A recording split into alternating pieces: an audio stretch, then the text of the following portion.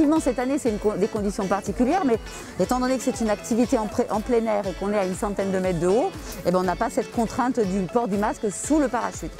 Alors, pour pratiquer l'activité, il faut réserver, alors on va dire la veille pour le lendemain en ce moment. On a des départs réguliers toutes les heures.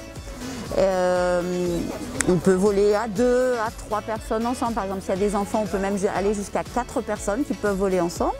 On a différents créneaux horaires dans la journée. Alors, quand on a des enfants, on conseille plutôt le matin parce que les conditions météo sont un petit peu moins ventées, donc ça bouge moins sous le parachute. Si on a des jeunes, on peut leur proposer peut-être le coucher du soleil, qui est une belle prestation.